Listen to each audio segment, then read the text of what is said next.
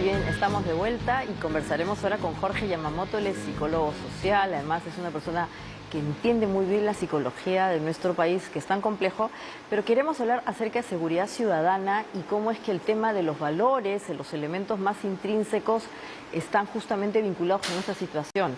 ¿Cómo está, Jorge? Buenas noches. Buenas noches. Exactamente, tú has hablado mucho en varias de tus declaraciones acerca del tema valorativo y el hecho de que esto también implica tener conductas cínicas o en donde definitivamente ya estamos en una anomia, en donde no nos importa nada, y eso es lo que ha hecho que de alguna manera estemos viviendo unos niveles de inseguridad tremendos, aun cuando es un tema de percepción, ¿no? Hay la percepción de que en el Perú hay más inseguridad, pero de acuerdo, incluso ayer hablamos con un experto de números, él decía que no hay tantas víctimas, pero la sensación es que sí, que vivimos en un lugar con mucho peligro y que nos acecha, pues, obviamente, esa situación, ¿no?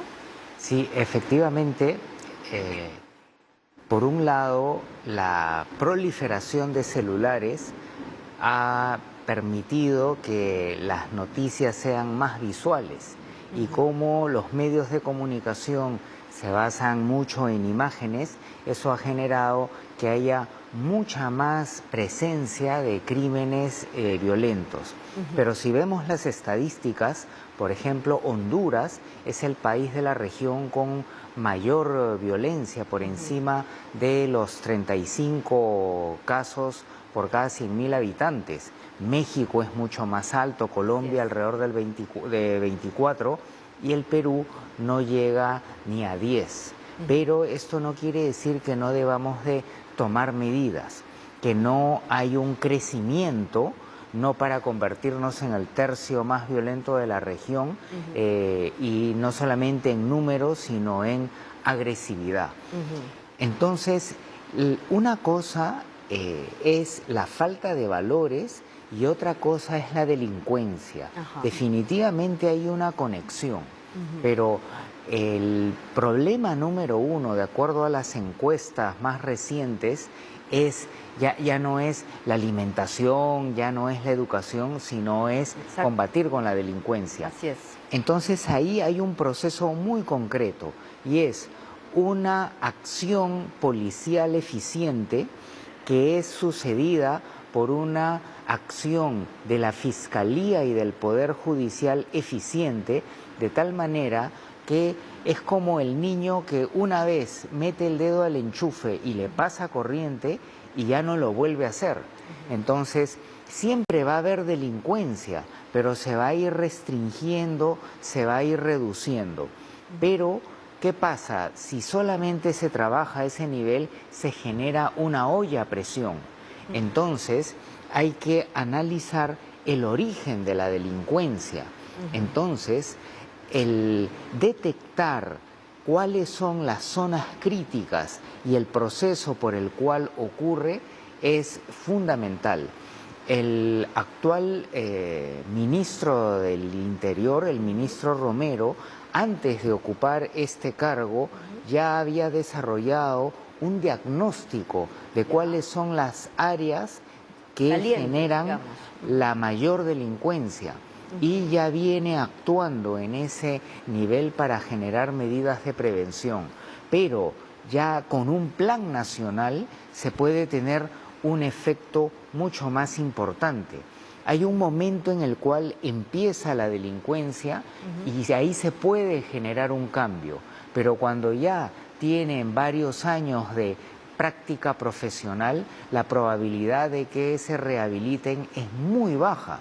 Entonces, combatir la delincuencia, pero cortarle el cable a las nuevas generaciones que perpetúan la delincuencia.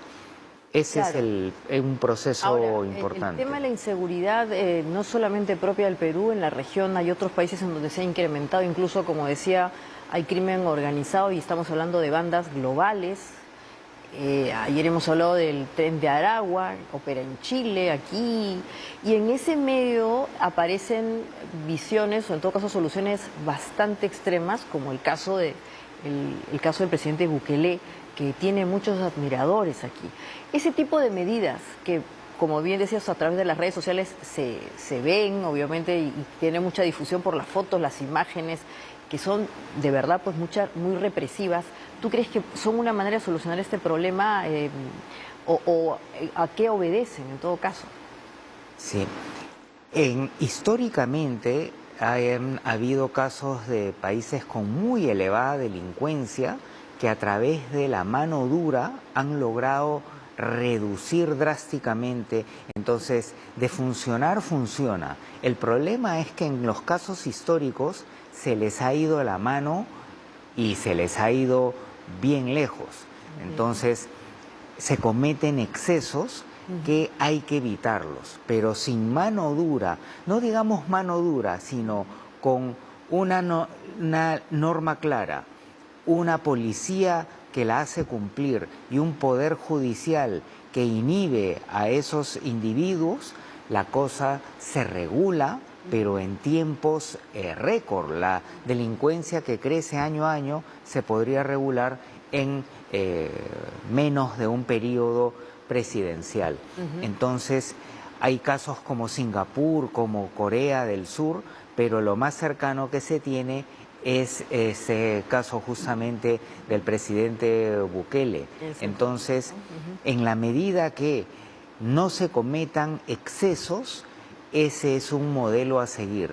También hay que recordar que el presidente Bukele no solamente pone mano dura, sino está orientando el trabajo de las personas que están presas y que están haciendo programas en los barrios para dar educación y orientar a la juventud.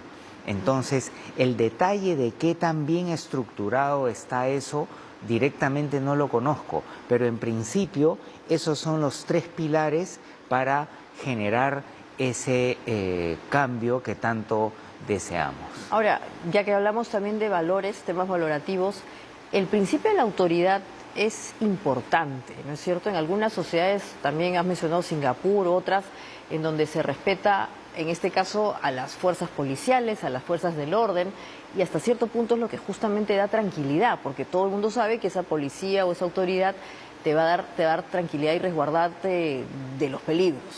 Cuando a veces hay situaciones de corrupción, se pierde la confianza en ese tipo de principio y obviamente decimos no hay autoridad. Y obviamente también está el otro discurso, que va en contra de la policía y lo que simplemente hace es la deslegitima y obviamente ya no vale para nada, ¿no? Voy a ir al caso no del Perú, sino por ejemplo lo que ha pasado en Chile, en donde ha habido mucha represión de parte de los llamados carabineros, que hoy día lamentablemente ya no representan esa seguridad y esa tranquilidad. ¿Cómo podemos llegar a un nivel, Jorge, en donde el principio de autoridad sea relevante y no sea utilizado como una forma de, digamos, deslegitimarlo, implicando, por ejemplo, o mencionando, por ejemplo, represión, ¿no? Porque ahora se escucha los dos extremos, o la represión o la autoridad. Y entonces es como que no hay un punto intermedio y odiamos a la policía o la queremos. Sí, efectivamente, hay por lo menos tres pilares también en este caso.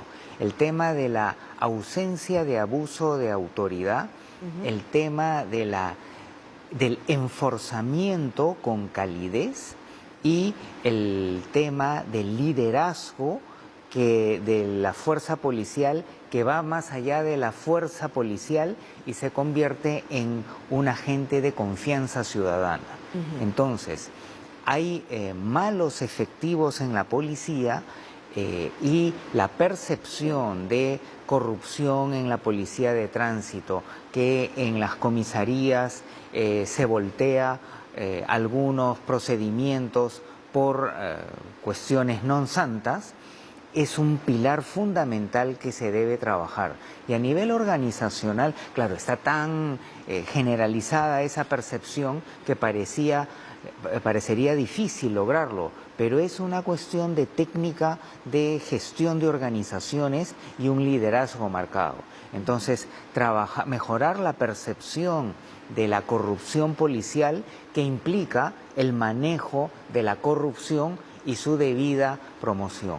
Luego, si nosotros vamos a un restaurante y el guachimán nos maltrata, entonces ya se genera un corte y una polarización, ¿no? Y es probable que nos vayamos al otro restaurante. Entonces, cuanto más en una institución oficial. Entonces, junto con ello tiene que haber un trato cálido, pero muy disciplinado, ¿no? Y con autoridad, porque hemos visto lamentablemente en la televisión que señoras empoderadas y locas le tiran una cachetada a un policía y el policía teme pues que sea embarada o algo así y no pone orden. Pero todo esto requiere de un liderazgo, ¿no?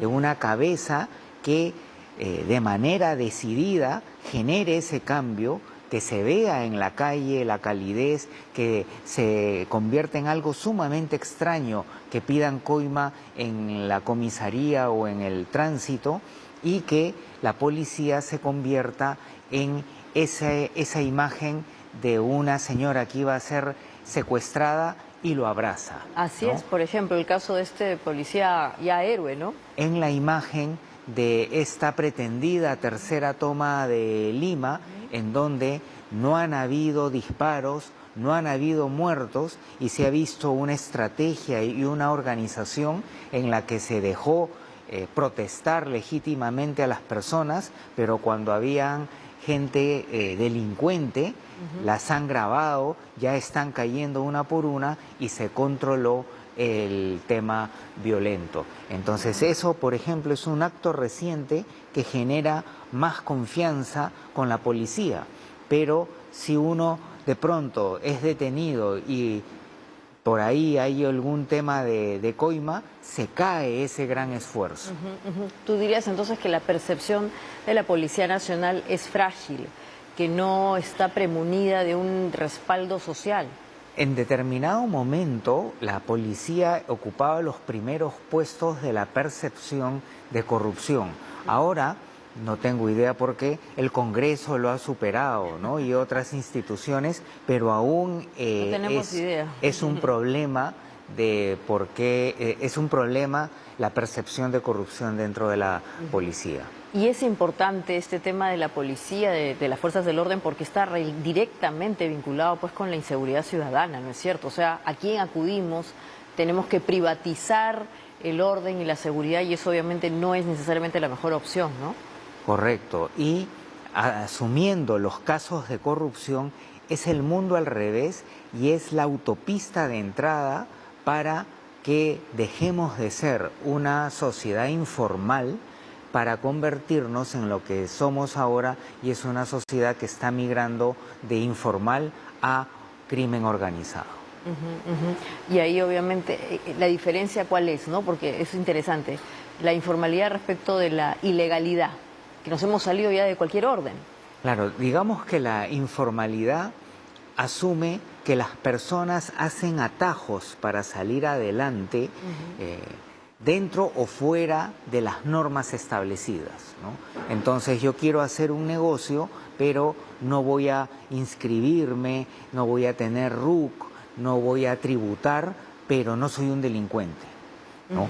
El otro nivel es que ya yo me organizo, ¿no? Hago alianzas estratégicas y empiezo a tomar una zona para extorsionar, para generar prostitución, proxenetismo, y eso ya es otro nivel.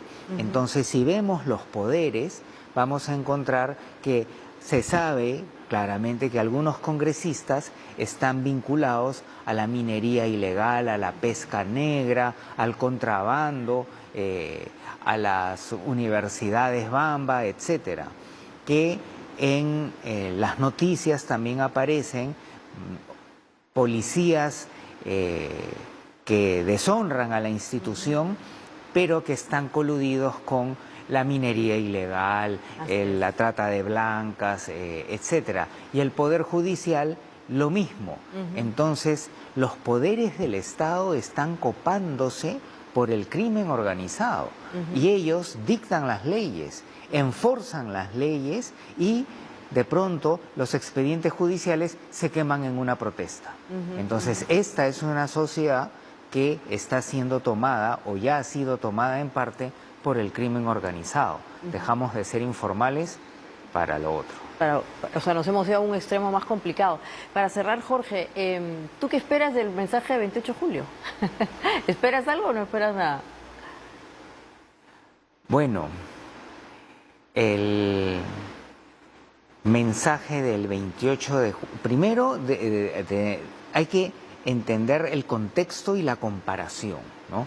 Si nosotros pensamos un perfil de gobierno ideal, obviamente que hay muchas críticas que hacer, ¿no? Y que está bien que se hagan. Pero por otro lado, si comparamos de dónde venimos, estamos pues en la NASA, en el paraíso, ¿no? Hay que ver ese contexto. Entonces creo que en el mensaje presidencial, a diferencia del último mensaje largo, no debería de haber tanta estadística de autobombo, ¿no? Sí puntualizar y comparar la situación actual con la presente y generar 2 o 3 lineamientos claros y concretos que ataquen los problemas principales que según los estudios de mercado son la corrupción, en número 1 la delincuencia y en segundo lugar la corrupción, y el resto ya estaría en mucha menor proporción, y que se presenten estrategias claras, eficaces para comenzar a combatir esto, porque ningún gobierno lo va a poder resolver en 3 o 4 meses, pero que nos den acciones concretas y para que volvamos a tener la esperanza. Es como cuando el Perú pierde un partido, pierde otro, pero de pronto gana uno y empata y decimos, sí podemos ir al Mundial. Y esa esperanza que nos alegre la vida y que nos permita empezar a unirnos, no con floro, sino con estrategias comunes que al caminar nos hagamos menos polarizados. Estupendo, muchas gracias, Jorge. Ese último mensaje ojalá que sea valorado, porque en verdad necesitamos esperanza, es un reto y obviamente, como has dicho, y también lo ha repetido Percy Medina, 3 o 4 cosas básicas que nos den tranquilidad que se pueden ejecutar. Excelente. Gracias otra vez y nos vemos en otro diálogo abierto entonces. Y después del corte vamos a volver con el señor Rolando Arellano. Él es reconocido también por sus estrategias de marketing, pero vamos a hablar de El Tesoro. Es una relectura de la historia del Perú que probablemente también tiene que ver con estos elementos que hemos compartido en la charla con Jorge Yamamoto. Así que no se vayan, esto es Diálogo Abierto.